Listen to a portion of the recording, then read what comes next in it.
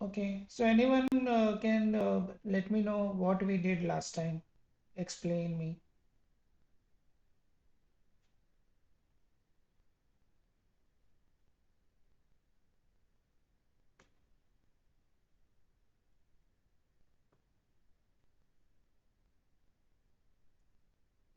Pranav, you remember what we did last time about queues? I explained queues, right? SQS service.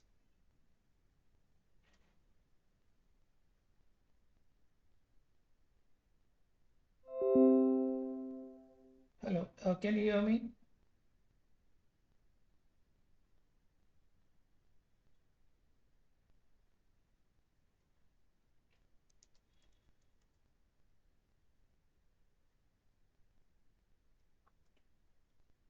Hello, am I audible? Sir, I was absent actually. Acha, Pranav was Anuj. up. No, I'm asking. I think Pranav was there. No, sir, Pranav. I was absent. I'm telling. Okay. Yeah. Priscilla, you remember anything about queues that I spoke last time? Uh, yes, sir. Okay. What do you remember? So it's a service. You gave an example about an application, like a shopping application, where we use this service in order to store the information so that the service doesn't stop. Uh, it's the database. The information is stored in spite of storing it in the database. We store it in that service, so that it won't stop when someone places an order, so that it continues. Okay. Uh, so, how do we make sure it does not stop the service? Let's say I order some products, okay? And ultimately, I want to store that product in a database and process that order basically. So, how queue service is making sure everything is functioning?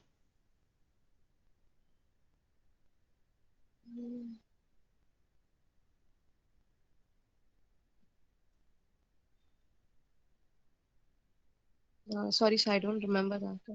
Okay. So, you need to know these two words first of all. Monolithic and versus distributed. Okay, these are the different type of architecture. So when you say monolithic, it means you're doing everything in one place. So I may have, so let's say I'm ordering something on the website.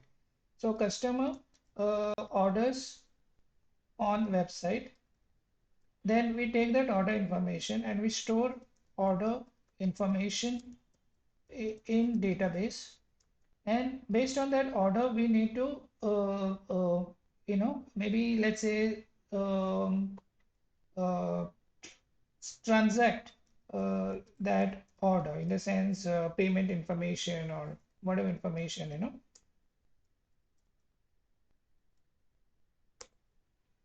So ideally, when you say monolithic, it means you're doing everything in one go. Okay, so the customer is coming directly to the website and all your code is written in one place. The problem is if there is some problem, let's say, the website can go down, maybe there are too many people accessing your website, too many people ordering. So what is going to happen is you are going to lose some in case if the website cannot respond back.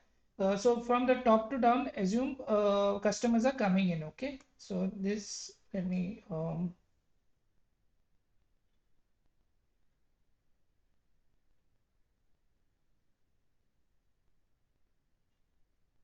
let us assume it's coming from inside your customers are coming and they're trying to place orders. Like say on Amazon.com or Flip.com, there are many users which are trying to access the website placing the orders. So your website is ultimately a machine with limited capability, right? It can run only so fast. The network speed will be only so much. The amount of data it can consume, it can be only so much. So the amount of data it can process, it is only so much. The amount of data it can store is always limited.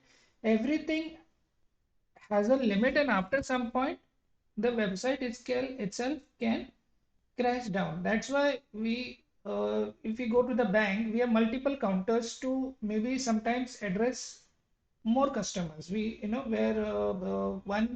so we kind of distribute the task, between multiple counters. So we are replicating the same counter, and we're saying, go to Q1, Q2, Q3, Q4 for processing, so that we can do it faster, right? So, so that is one way of doing it, is you replicate this entire functionality multiple times, and using, so one way is, so take this box. For example, you're doing task number 1, 2, and 3 for a single order, and then you have to do it for every order.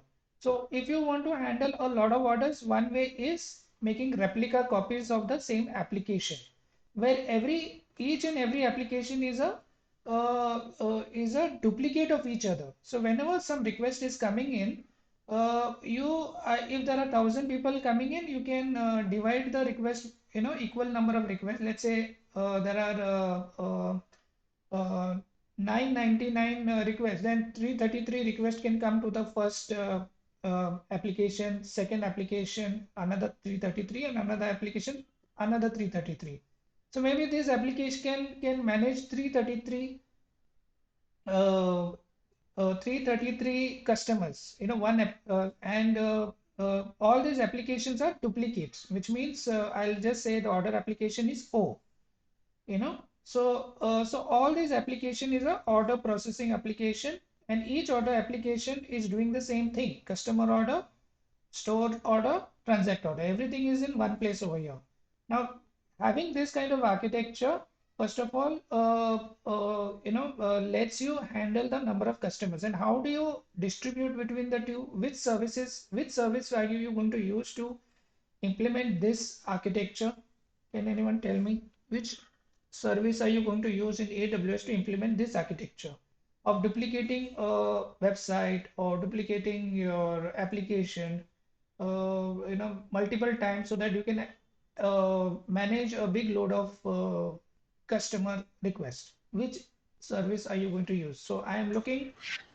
Sir, load balancer. Very good. So it is Elastic Load Balancer. That is what is the service you are going to use in AWS, where you need to tell the Elastic Load Balancer which websites duplicate copy you want to make, and so that website will be running on some machine, right? So ultimately, Elastic Load Balancer, you need to tell Elastic Load Balancer which machine you want to duplicate, or which port number which machine means IP address and port number you want to duplicate. So Elastic Load Balancer, then you can configure to distribute this request using different strategies. So one strategy can be a round robin, right? What is a round robin strategy? Anyone tell me?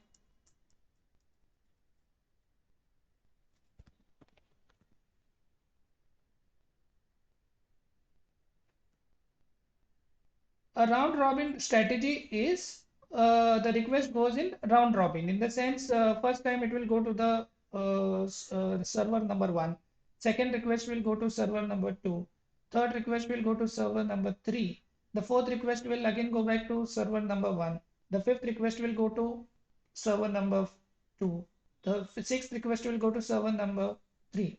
So it is round robin, you know so, but it is quite possible you can use a different strategy. So let us say somebody is trying to view a product on your website, and somebody is trying to order a product on your website. These are two different operations on the same website, right?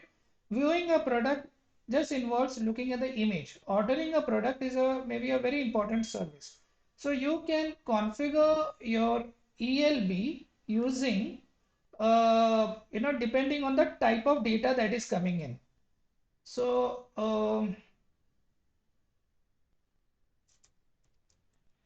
so if it is a image data, you can say it will,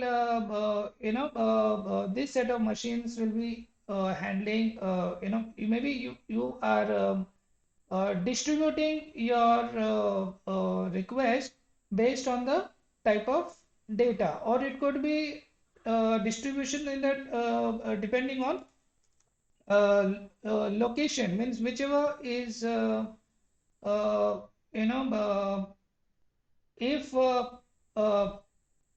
if this machine is in India, let's say, and some other machines are in, let's say, USA. So depending on the location, you want to distribute.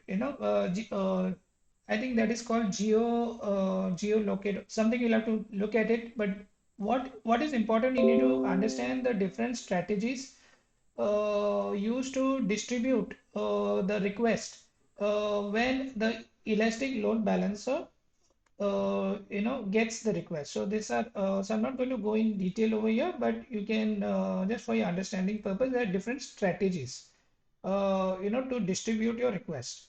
But the most common strategy is round robin strategy, where one server each every request goes to the next available server. So the problem is, now in this one server also you are doing multiple steps, right? In each of these steps you're doing task number 1, 2 and 3 in one go. And when you do this, it is quite possible your code can break up at any step, at step number 1, step number 2, step number 3.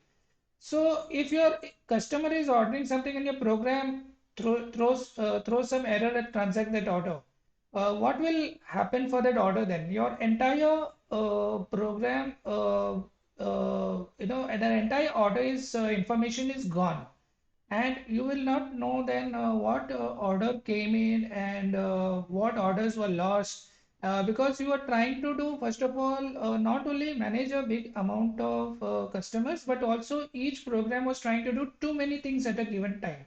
And this is where you need to this is because you have used a monolithic application, and what you need to do is you need to break down this task into multiple applications. So instead of having everything in one place, you divide this into multiple applications. Uh,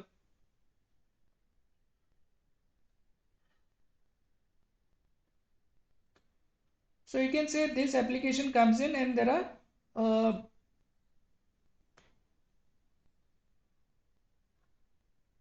let me give a different color.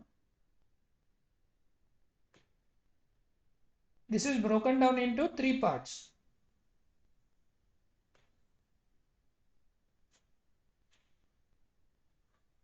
So step number 1, step number 2, and step number 3.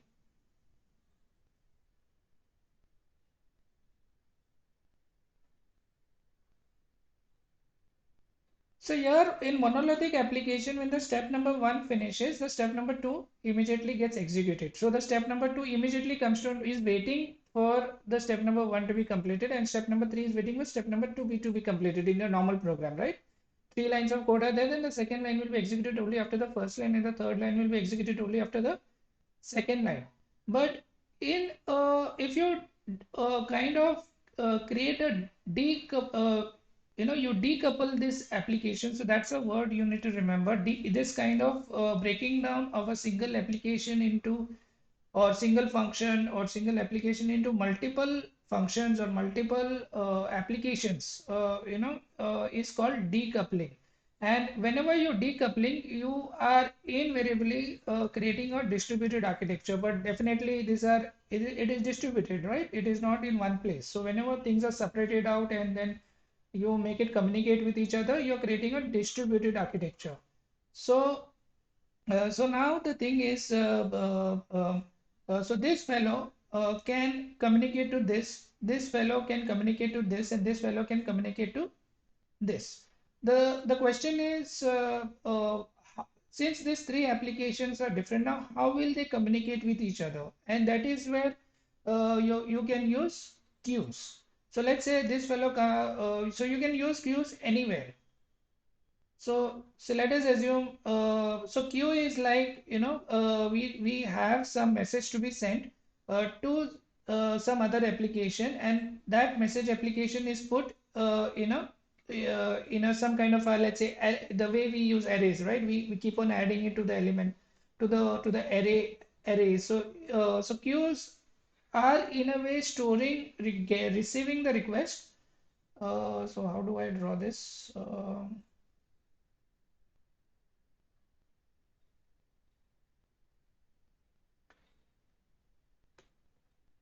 So there can be queue over here, then there can be another queue over here in between, and there can be another queue over here.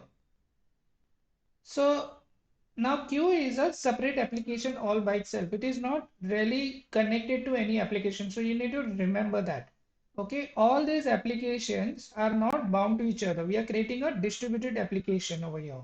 So you need to understand the difference between monolithic and distributed. Monolithic, you're tying it down everything into one application, and hence it is called tightly coupled application. A tightly coupled application is not a good architecture. Okay, that was done in the olden days. So queues were brought in the design to create decoupled distributed architecture. In decoupled distributed architecture, we break down one application into multiple applications, and we make it communicate to each other using some mechanism. And one way of using that is queues.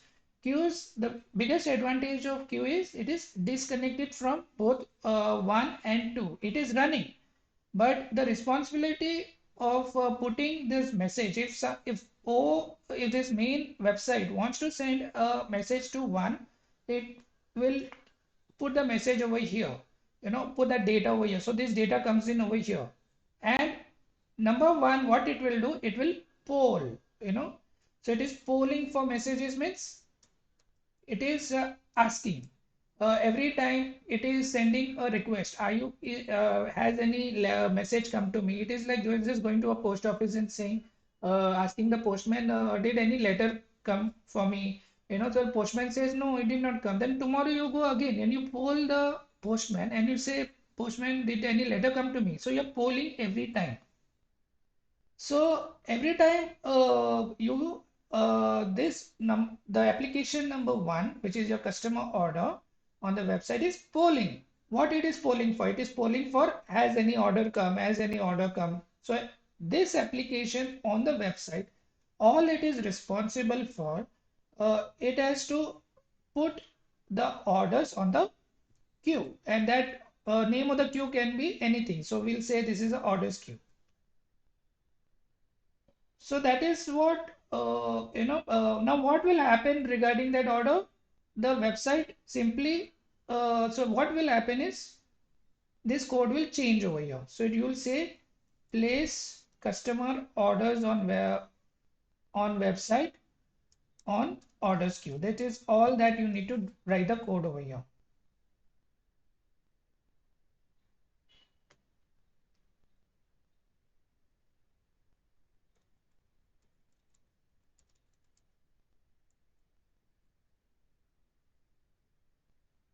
Okay, so this is place customer orders on website on orders queue.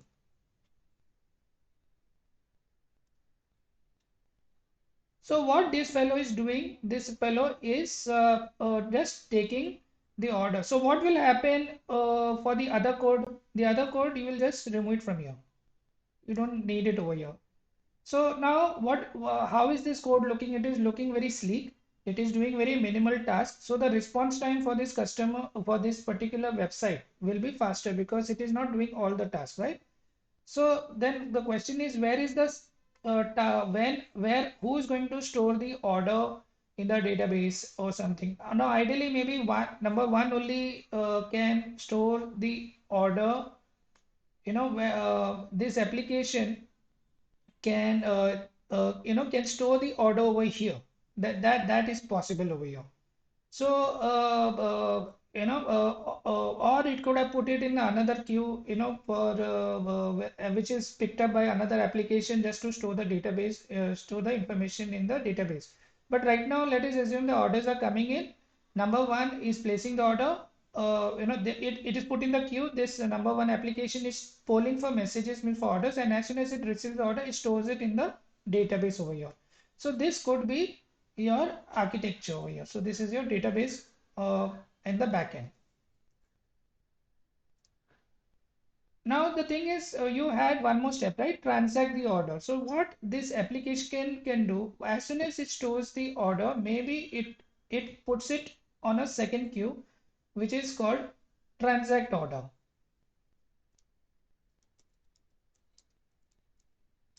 Transact queue.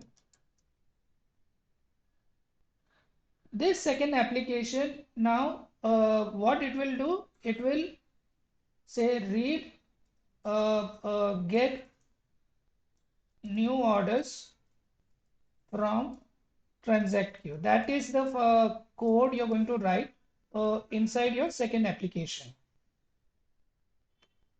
So as soon as it gets new orders from transact queue, it will have to, let's say, talk to some gateway. So say, let's say Visa card is there, Visa application is over here, which is a third party application. Now Visa application is processing payments for all the cards all over the world and so many online applications. Won't that application be loaded again? So what this Visa application can do is says, it will tell, see, I have this queue over here. You place your queue onto this. So many other applications will be talking to putting their messages on this queue. Okay, so let me put it in a different color. So this queue is not only this card information is not only going on the queue, which is processed by Visa by only this application. There may be, as I said, many other applications which may be talking to this queue. So what is the advantage of putting on the queue? The Visa application doesn't have to be running all the time. If the Visa application is crashed, it can start again. And every time it starts again, what it will do? First thing, it will poll.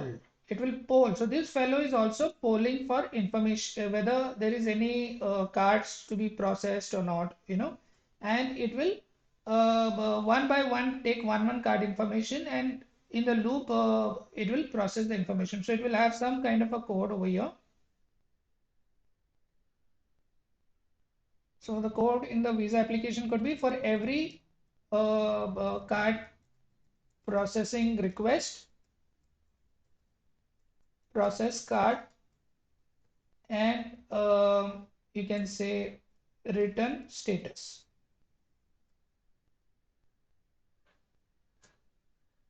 Right? So this is one way of breaking down and your one application into multiple applications and using queues as a bridge between one end and other end. So that the bridge is will always, you can put something on the bridge and you can move away and you can shut yourself down. On the other hand, somebody else will pick up that whatever you put on the bridge and take it to the next step. It is like passing the parcel game, no?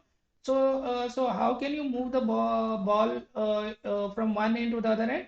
You're using like a something one application. Each person in the game is like a one application which is passing it on to the second application. So but in this case, a queue is becoming like an intermediary, a storage unit to store your messages. It is not doing any processing. Remember that it is not running any code. For every message that it gets, let me, add 1 plus 2. No programming is happening. It is just taking data and putting it in the queue. Then somebody, because everything is data, right? Your orders is data, your commands is data. So all this data is put on the queue, and whoever has polling that queue will read the message and process that queue message. So this kind of system is called decoupled distributed architecture. And the advantage is, first of all, it is distributed. So, the load is distributed over here, but the biggest advantage, it is decoupled. And so that is the architecture which is usually preferred in to manage your big load of website requests as well as your website data.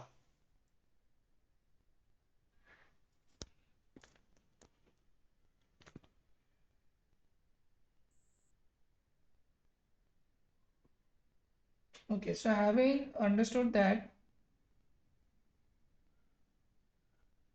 Sir monolithic के साथ problem ये था कि उसमें सारे functions फिर एक मतलब पर्टिकुलर फंक्शन रन करना होता तो सारा फंक्शंस रन होता था ना। हाँ, मतलब एक के पीछे एक आपको, जैसे आपका कोड कोड होगा ना, जावा का कोड होगा, तो कैसे वो रन होता है, वो एक के पीछे एक रन होता है ना आपका। Right right. तो एक के पीछे रन होता है, तो मतलब बीच में कभी भी ब्रेक हो सकता है। मतलब ऐसा जरूरी नहीं है कि आपका वो पूरा कोड चले, कभी आपका मशीन बंद पड़ गया तो आधे में ही स्टॉप हो गया, हो सकता है ना। हाँ सर, एक्सेप्शन एक्सेप्शन। तो जब आप एक बड़ा बिजनेस रन करते हो या कुछ भी एक इम्पोर्टेंट एप्लीकेशन रन करते हो, ऐसे बीच में बंद पड़ेगा तो आप ऐसा वेट करोगे क्या, वेट मतलब।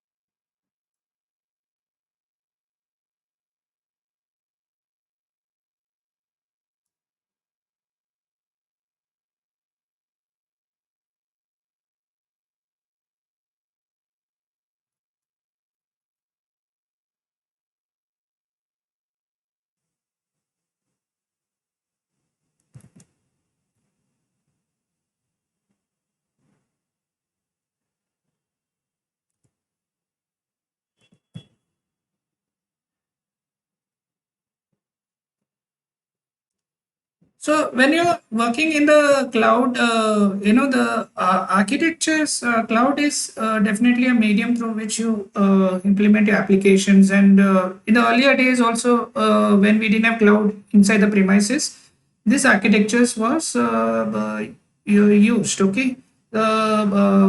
So this architecture, how do we implement on the cloud? If you have to implement queue, we use simple queue service on AWS. And there are other softwares which do the same thing, which helps you to create queues. Like anything. Whenever you hear the word NQ, just translate it to messaging queue, which means it is a queue. It is a queue software, messaging queue. So anything that is MQ mentioned, remember it is messaging queue application. So there is Microsoft queue service which is called MSMQ. There is RabbitMQ, and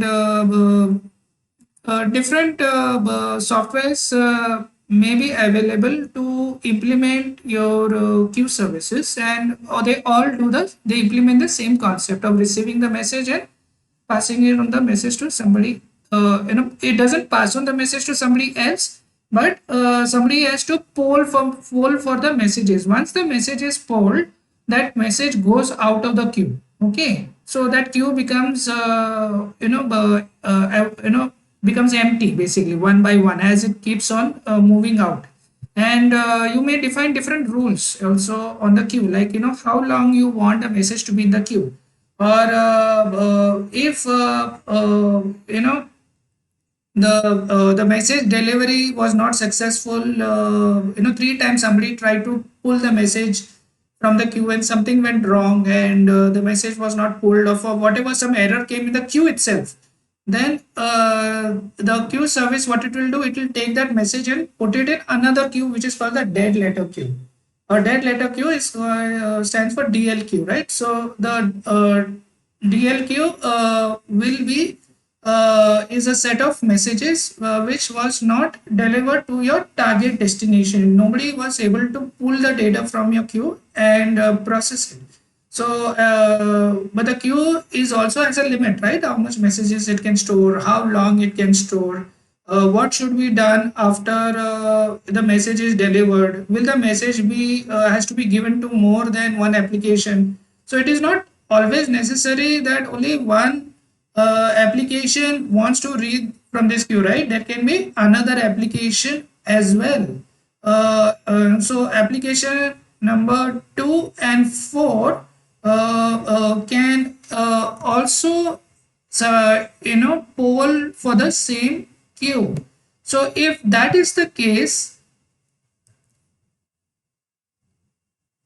if there are more than two applications trying to read from the same queue, the messages are the same now, but that same message has to be reached to two different applications, which means two applications will be polling.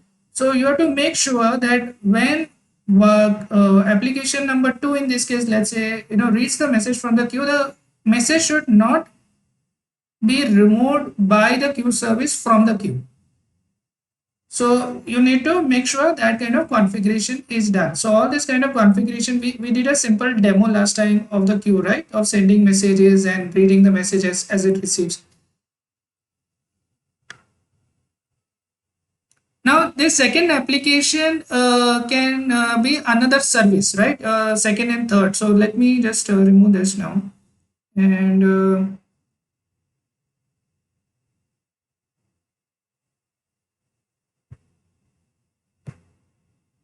so let us assume this is a queue over here, right? Oh, okay. Tell me first, no? Okay. Okay.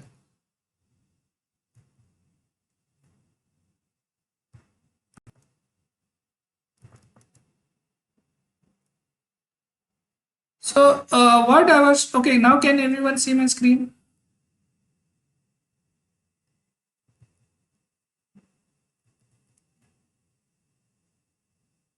Can everyone able to see my screen? Okay.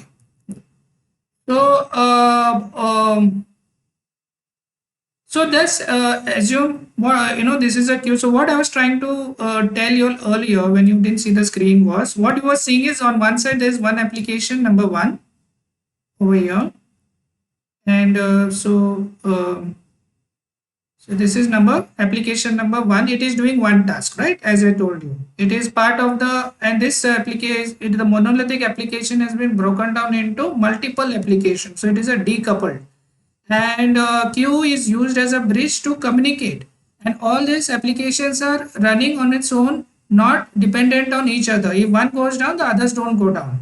And if one goes down, does not mean others do not know what to do. Each one has his own duty. This number one has a duty to just whatever input it gets, it puts it on the queue. The duty of this queue is, to process the queue. So as I told you, the queue processing involves,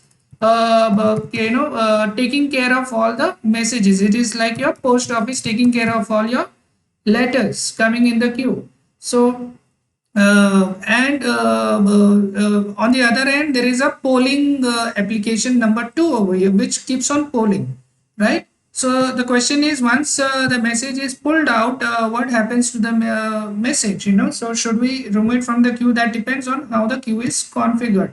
Maybe your application two is not the only one reading messages from the queue. This may be your transact queue, right? We said there are different queues are designed to manage different types of data. So this may be transacting orders queue. Special transaction queue, information will be coming over here. Like, for example, who has given the order, what order exactly was given, what is his card information. It can be any data over here in the queue. This second application is trying to poll, but it is quite possible there are two applications trying to read the same queue. Okay, so I given an example of application number 3 on the other side over here. So let us assume this number 3 is over here, and we used another queue in between to communicate between application number 2 and application number 3. And but it is quite possible that application number 2 and 4, they are actually dependent on the same queue. Means whatever data is coming in over here has to be processed by application number 2 as well as application number 4, in which case the queue has to be told that don't remove my the queue has to be configured saying that the moment somebody pulls the message from the queue, don't remove it. If you don't configure the queue that way, then there is going to be a problem. If the 2 reads the message first, then the fourth application number 4 won't get it. If application 4 reads the message, then application number 2 does not get it. It is like getting one letter, but you need to make multiple copies and make sure everyone has got their own copy of that letter. Okay, so remember that. So that configuration you can do it in the queue using SQS service. And the other software that is available in the market is like RabbitMQ, MSMQ was a, then Java MQ is the JMS we say, So Java messaging service. So in Java also you can, it has libraries to implement queues. Then you have RabbitMQ. And you can look at other softwares, and but on AWS, what is the service? Simple queue service. So in it, sorry.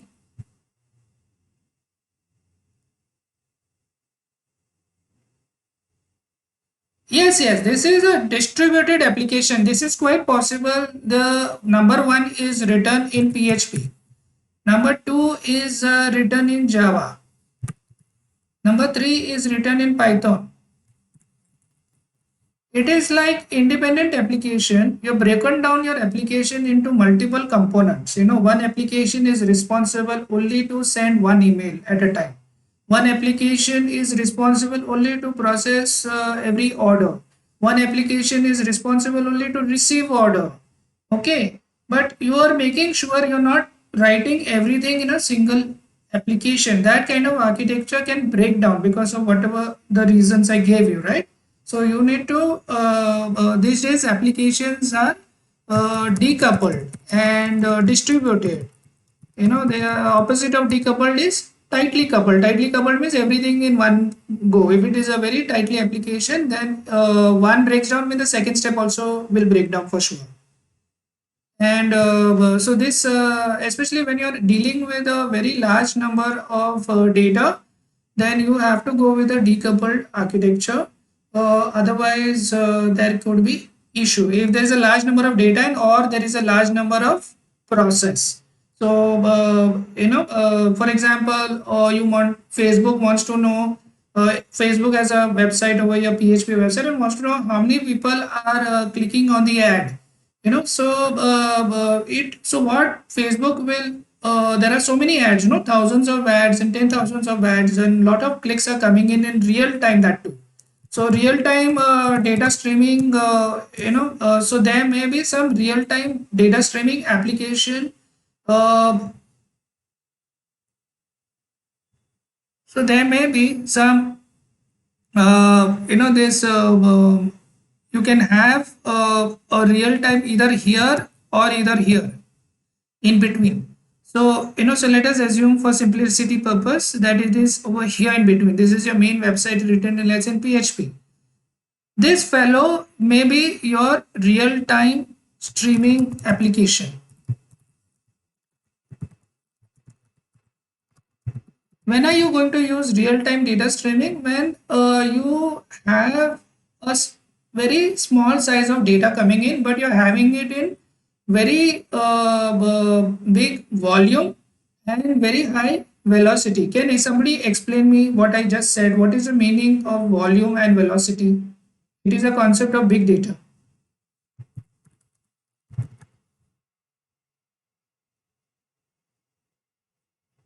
Right. So it is, you can say volume means the size amount of data, right? How much amount of data is coming in at a single go. So you might want to use a real-time data streaming service to manage the code. Now, when you click on some image, that information is very little. It is just passing the ID of the image. You're saying ID equal to 1 and user equal to 1. That's it. This is a very small piece of information. It means image 1 was clicked by user 1. Then in the same way, user 2 will click image 1 or user 2 clicked image 3. So this kind of information are coming in small snippets from all over your website, all over from the users browsers. And that is how tracking happens, right? Tracking happens like you send this all these small snippets of data so that you're not disturbing the user from working on the page. At the same time, you're tracking what a user is doing in small snippets, and that one small snippet you can send it back to your website in a asynchronous way, or so you have to understand. So that is another thing you'll have to know, synchronous versus asynchronous. So we'll talk about that maybe a little later. Uh, but right now, what I'm trying to emphasize is a lot of data is getting generated, and you may have your real-time data streaming application.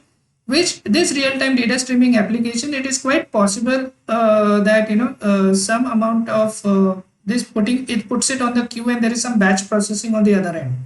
The idea behind using queue is not to lose any data. Okay. If somebody has placed an order, not to lose that order, we have to process. Maybe I was not able to do the transaction because Visa server was down, but I don't want to lose that order. So this is a main advantage of queues. It helps you create reliable application. So your application is reliable only if whatever you started ends, right? Ends completely. If you started ordering and it broke down and your order did not complete, then it is not a reliable application. So SQS is all about reliability. So remember that.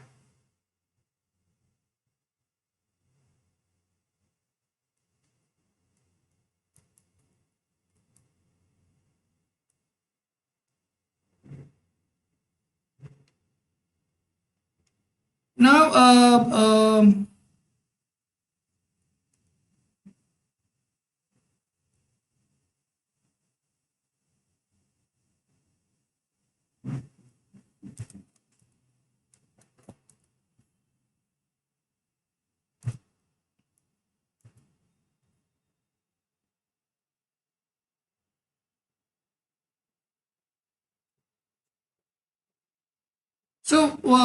what is asynchronous versus synchronous? Can anyone tell me?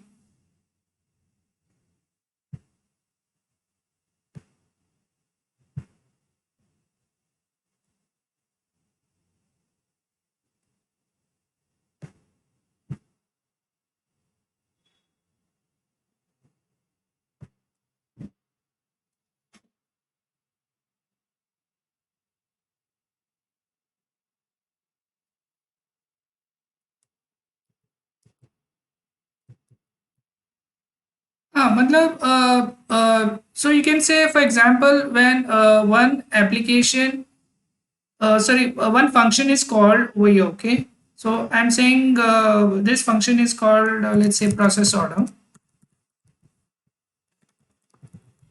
over here. And so you're calling a process order function from here.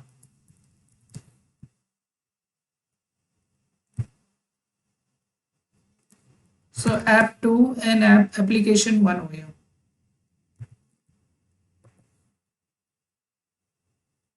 So this function, let's say it is receiving order, processing order, and saying thank you to customer.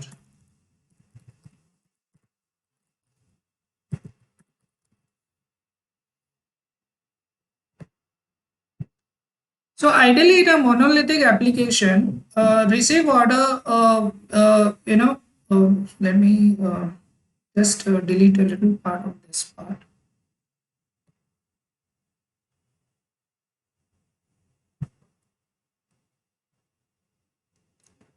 So this fellow is coming from here, okay?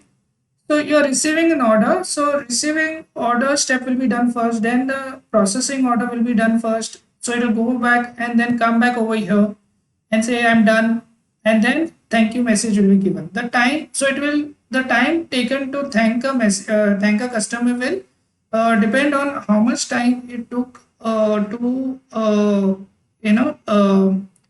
how much time it took to process the order, right? So this process, this going to the app to and processing the order and come back may take 5 minutes, let's say. So their thank you message will come later.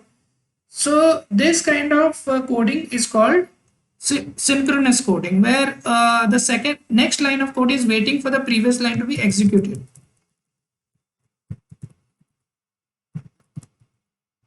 So there is a wait time by every line. In asynchronous, what happened? There is no waiting time actually. So let's say saying thank you and also saying order is processed. Order status. I want to report order status to customer. This is also the line which we are saying. Not only thanking the customer for the order, but the order status is constantly. You want to show that order. The order status can be order is completed or in progress, right? It can be any one of this or failed. It can be any one of the status you want to report back to the customer. But can the order status be reported back unless we know what was the result from the process order? In a synchronous, we'll have to wait for 5 minutes to get this information.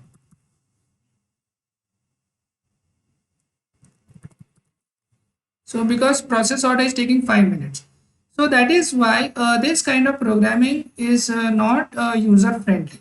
So what you should do is you need to convert this function into, by default it is synchronous function. You need to make this function into asynchronous function. So there may be some syntax which you can say just type async process order, let's say in your code, and that function will become asynchronous. So in a asynchronous, the moment you say something is asynchronous, it will send this request over here one. So let me remove the in between communication lines.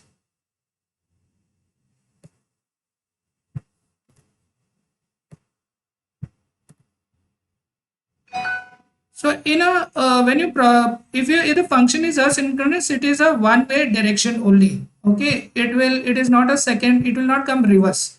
In fact, it will not. So what will happen is it just takes 1 second or maybe 2 seconds just to go and make a call, and immediately it comes back, and immediately it says thank you to your customer and says order status is in progress. By default, it says. So this kind of the amount of time taken to process this kind of all this function is less than 2 or 3 seconds instead of 5 minutes.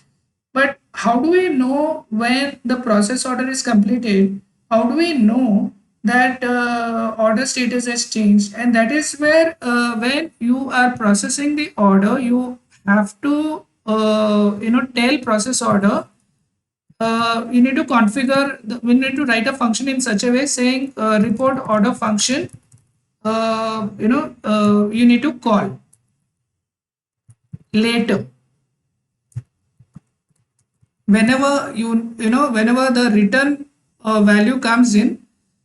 So this call report order later information is sent to the process order. So what does the process order do? After 5 minutes, it will call this function whenever it is done. And whenever this function is report order function is called over here, it will see what is the status. If completed status has come here, it will simply go back and change the status over here and report to the customer over here. So this function, the last part of the function, right? This part of the function is not operating, as a part of the above steps.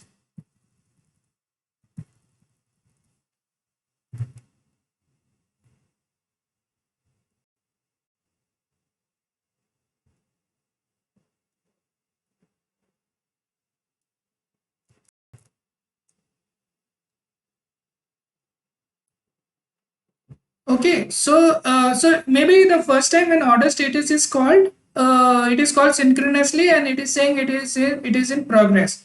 But whether the order is completed or not, we still don't know. And how can this fellow is receiving the order once it finishes processing all these four steps, it will continue with the next order. It will not wait for the completed order status. This app 2 has to be connected back to app 1 and call this report order function to say I am done with the order. Now you can report it back to the customer. So this kind of functionality, to implement this kind of functionality, we have to write asynchronous functions. And that is what what is the difference between synchronous and asynchronous. Asynchronous function lets you do something in the background.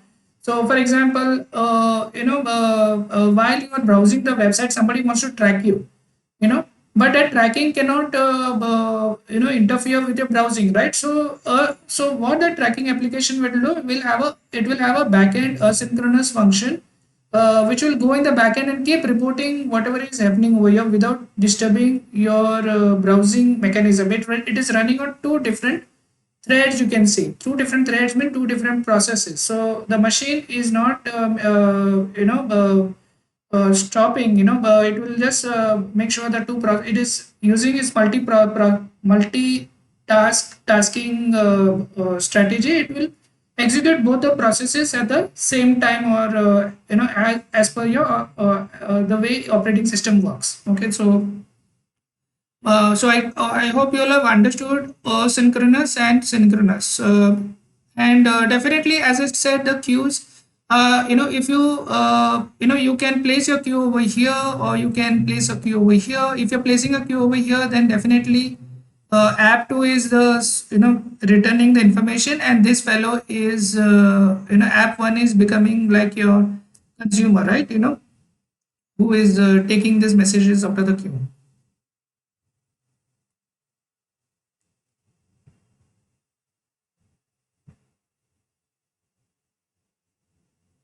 Okay, any questions on this so far? So next time, if anybody, how applications are designed. So queue is one of the common architectures we will find in many of your application.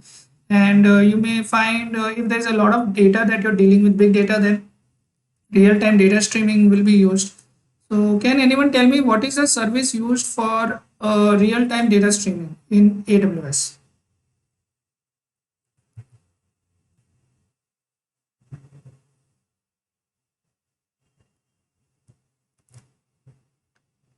Which service is used in AWS uh,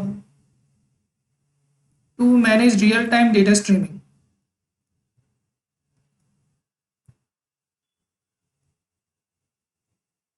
Correct. Yeah, Kinesis is the application. So Apache Kafka is I've not used Apache Kafka, but all these are related, same different softwares that I use on AWS. If we want to use, we have Kinesis over there.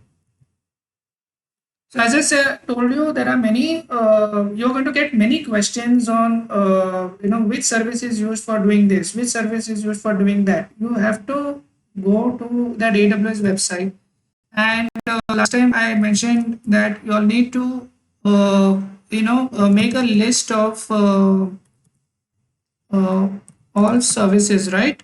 Like you need to document it, and you need to understand and remember which service is used for what. If you go into product section over here, you will get the list of all services that is provided by AWS, and every service it will give you a small description. So if you click on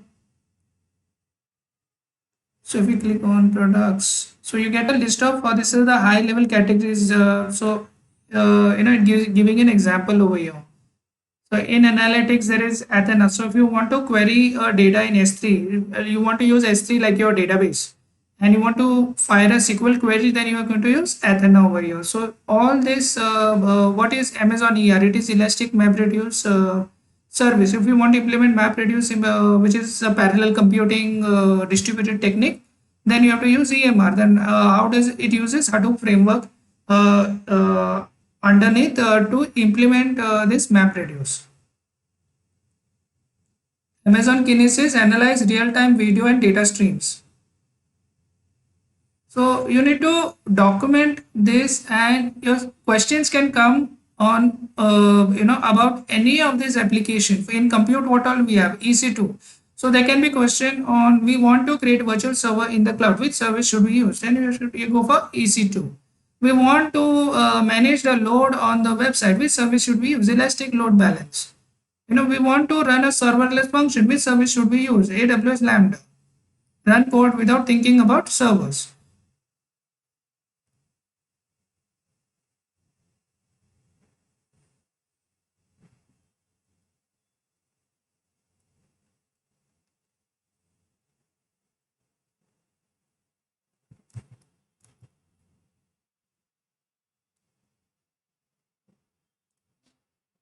अच्छा, नहीं समझा नहीं मैंने, क्या question था आपका?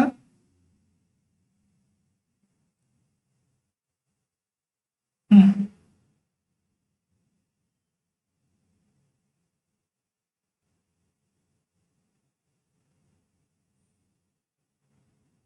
हाँ बराबर.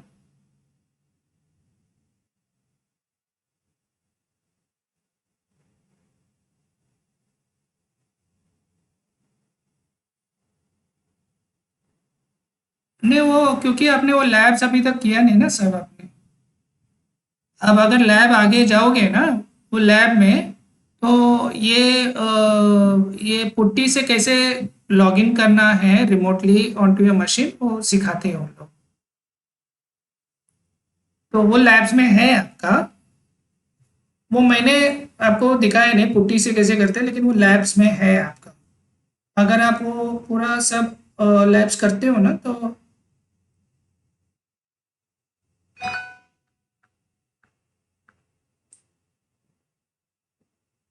ओके. ओके, तो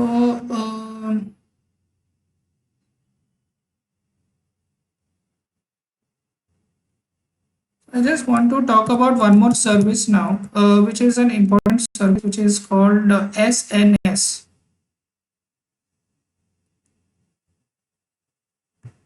Simple Notification Service.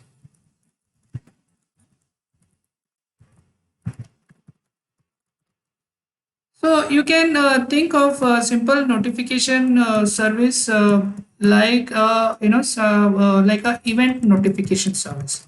So what can event notification service can be? Event means we want to say something has happened inside the system, right? So then the question is whom you want to tell where something has happened. So for example, you received an email, or the system went down, or the lambda function was called in, or there was somebody tried to read a file. There can be so many actions that is must be happening on a in a particular system, and you want to know if something like that happens, but you cannot just keep 24 hours be awake to know that, right? So that is not a good way to do it. The thing is, if something happens, somebody should notify you, and that is what SNS is used for. So every time you want to be notified, you have to give that event a name, which we call it as topic over here. Okay. So let's say in terms of uh, um, you know let's say security, for example, how many requests was made by a particular user. So uh, so so raise an event in case if one IP address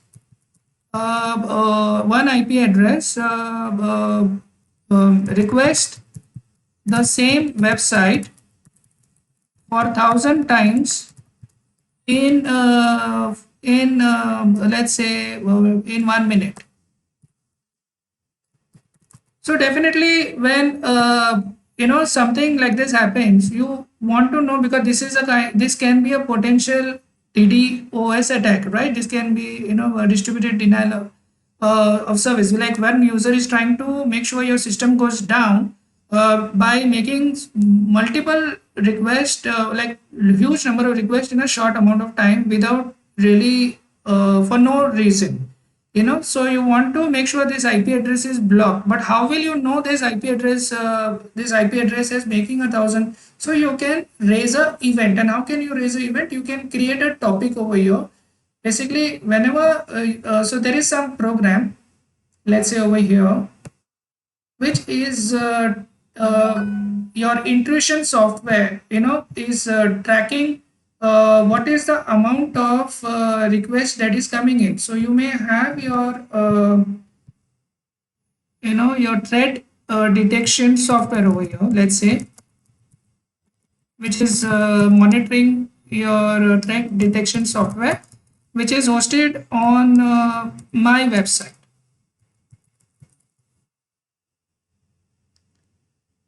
So this threat detection software is looking for any intrusion into the system, any type of attack into the system. If particular IP address is attacking, making 1,000 times request for the same page or different page in 1 minute, that is not, it may be some robot, right? Or it may be some other program trying to mess up with your system, some hacker trying to, make sure your website load cannot be managed. So in that case, you as a response, ideally what you have to do is you have to block that IP address so that the system does not go down because of this unlimited number of requests. So this threat detection software now wants to inform somebody that this has happened, it has been detecting. So what it can do is it can, in that case,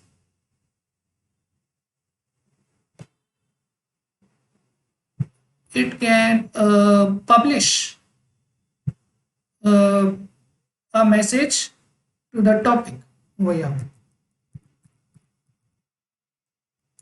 Or let's say, let me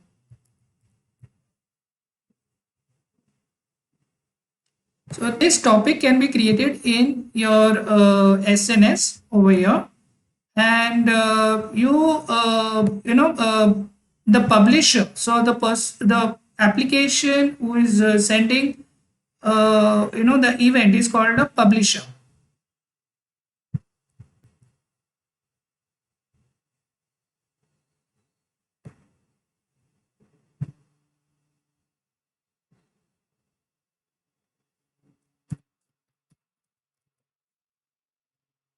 So the publishing application in this case is a threat detection software. It will publish a topic on a particular topic name, raise an event. It will keep on raising all this kind of events. The thing is, how do you? So SNS is also in a way working like a disconnected system, just like your queue is working in a disconnected system, like a decoupled system. Yeah, SNS is also working that way. And this SNS does not send the information to anybody. Definitely the whoever has to wants to know about this event has to subscribe it. So let's say so we know there's an admin application which your company has created, and that application is supposed to wants to know that this kind of event has happened. In that case, what is admin application it does? It connects to it, goes to SNS service and says, I'm subscribing to it. It is just like your subscribe. So these are called subscribers. And it is just like if I say I'm subscribing to a website to send me notification about a new YouTube video that has come up.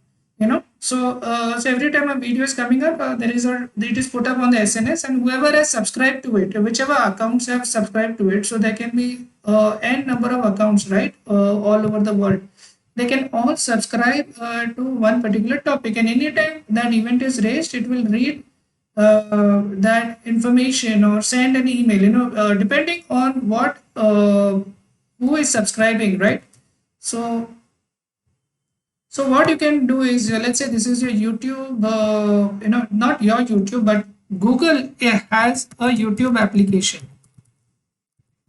What it will do every time, they want to, let's say, read some event, it will read over here, and it will send the information to the subscriber over here.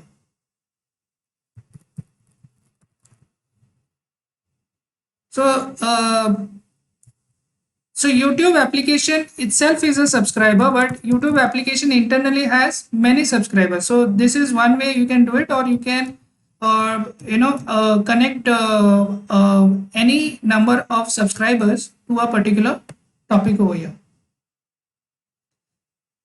So this subscription to the topic can be done even by a queue. So as I told you, and this SQS can be polled on the other end by some other application, whichever application you have.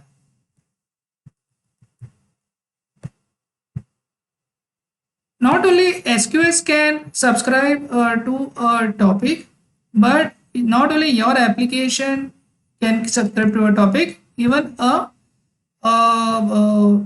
Lambda function, which is a piece of code, which is just a function call. That function will be called when this event is raised. You can even connect. So based on this event, this Lambda function, this Lambda function can send an email to administrator. So the Lambda function is just like any piece of code which can do anything. So that is how SNS is used. Your SNS, receives the event information which is published by the publisher. So the publisher says on so and so topic, to every topic will have an ID or a name, and you can create as many topics as you want in SNS. So every topic is referring to some kind of an event, and those events, any number of applications can subscribe to that particular topic. So even a SQS can subscribe to an SNS. So is that clear? The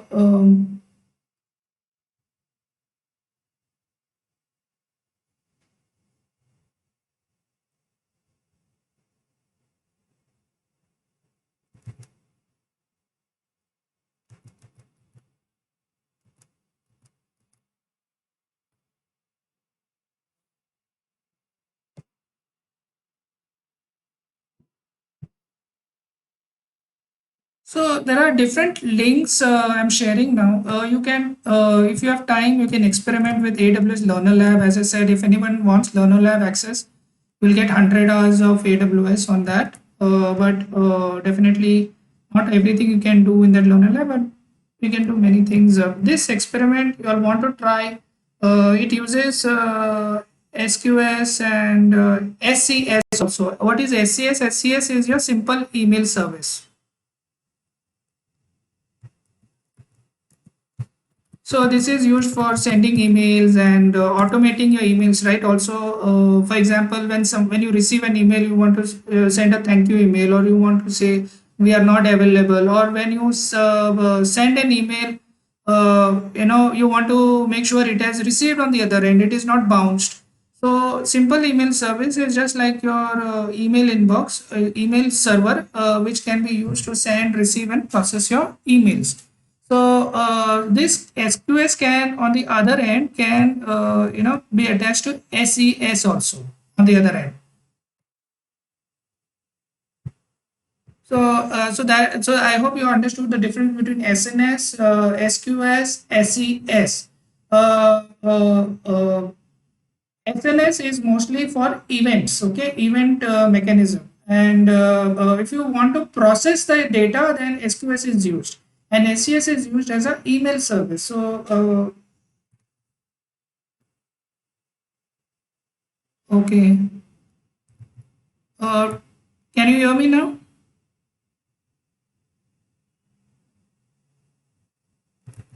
Hello, can you hear me?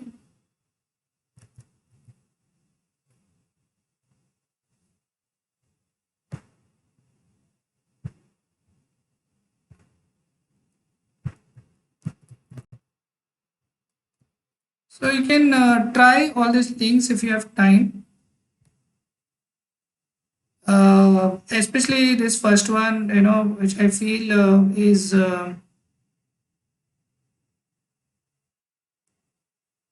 it's a little difficult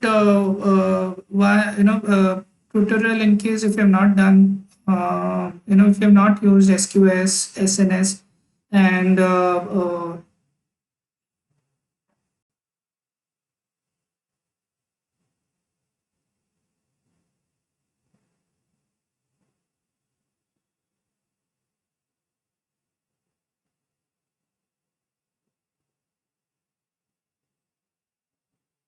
so last time I did we did a demo of SQS. So you know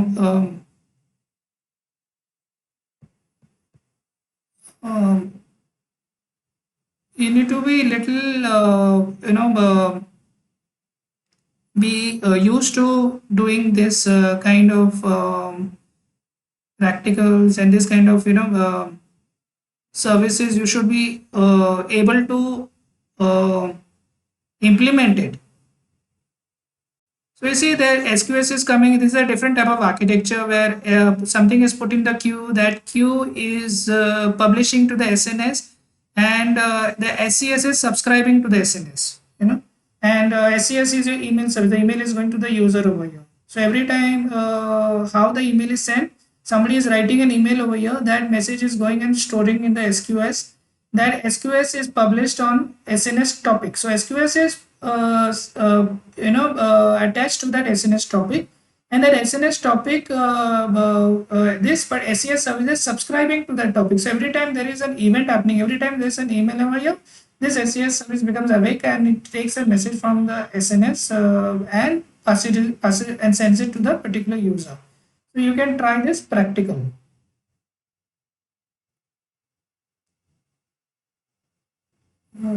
Or if you find, for some reason you're not able to do that practical, then try the other links also.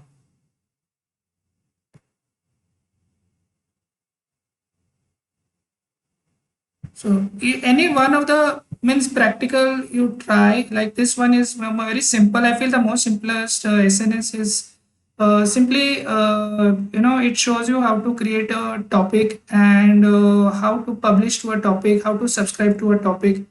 So maybe you just only do this one thing, but do at least one of the four, whichever you find simpler. Start getting used to these services because that is where this is so this tutorial is using only SQS and SNS. So what is happening? An event is getting generated on the left hand side. It is that event is put up on the SNS topic over here, and that SNS topic is subscribed by SQS over here, and this SQS topic who is polling for it, Lambda function on the other end. So this is one architecture they're using. But as you notice, this is a disconnected, decoupled, distributed application. You're trying to break down everything and distribute the responsibility and make sure everyone is running independently and not dependent on each other. If one application goes down, the other application, like in this case, event generator is one application, and SNS orders topic is second, third application is SQS, and fourth is Lambda. All these four are not dependent on each other, but yet they keep on talking to each other as and when required, whenever they wish.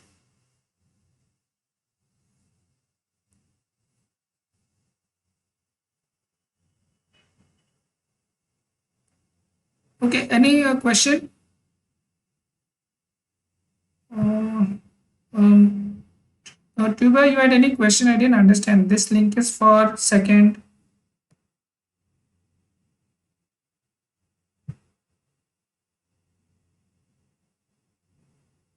Oh, oh, you didn't receive the link?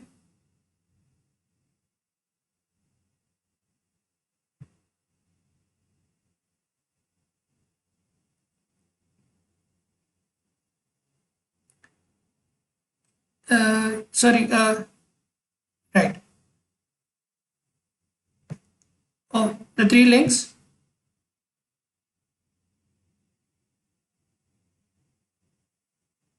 Oh, okay. I'm sorry. I don't know what to do. Is there any problem now? Like any question you have on your mind right now? Okay. Is there any question?